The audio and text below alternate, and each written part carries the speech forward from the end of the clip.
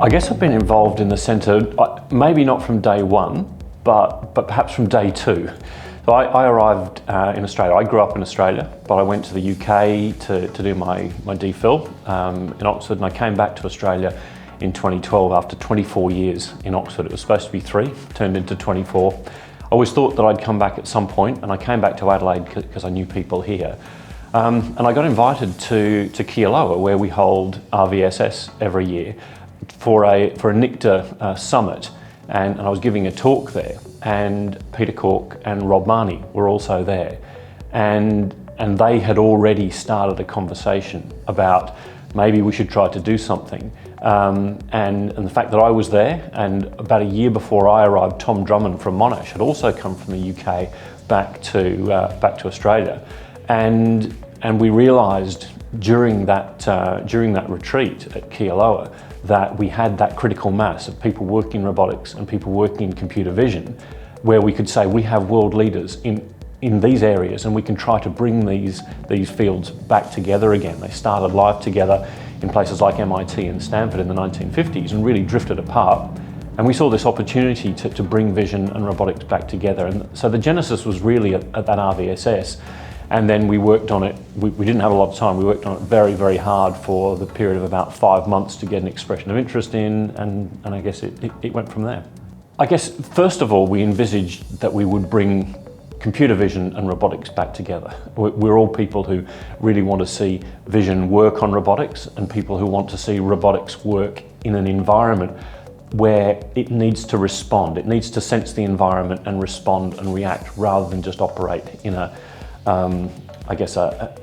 structured environment where you can take people out. So we really had that vision of bringing those two back together, and we've certainly seen that. So in terms of what we've achieved, we've seen that across the world, not just in our centre, though a lot of people have followed our lead and are working very, very closely in that area. I guess we also saw that we would be able to bring together a whole bunch of expertise like visual servoing, computer vision, and learning to build a robot that did have those human-like qualities. And we've made progress towards that, but I guess we haven't achieved that. Maybe in retrospect that's inevitable, but we've certainly made a lot of progress towards that. But there are still some barriers, I think, for us to achieving that goal of a robot that you can just sort of put in a previously unseen environment and it will operate independently and sensibly. Oh, and safely, I guess I should say as well. Yeah, and it does sound like you've very much laid a foundation for over the last, it's been 7 years, hasn't it? So you've very much laid a foundation to move forward. Yeah, exactly.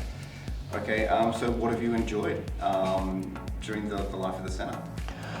A whole bunch of things, but I think one of the things that the centre enables us to do in a way that no other instruments does is that kind of regular close collaboration and cooperation. The fact that I've been able to interact with investigators, with postdocs and with students, more than 100 of them, perhaps 200 over the life of the centre, in these different places around Australia in a way that I otherwise wouldn't have got to do if I'd just been a researcher here. I would have had my group and we would have done some cool things, I'm sure, but to have that interaction with that really broad range of people and to see the development of those people has been really special.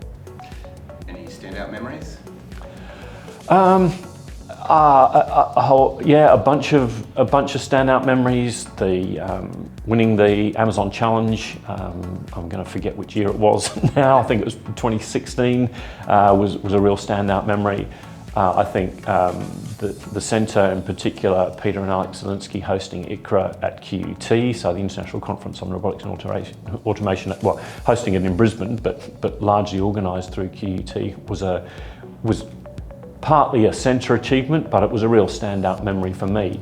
And one of the reasons was that what I saw was this amazing branding of the centre, that people wandering around the conference, and there were thousands of people from all over the world, just recognised this brand of ACRV and robotic vision as being, and Australia being a real powerhouse in this field.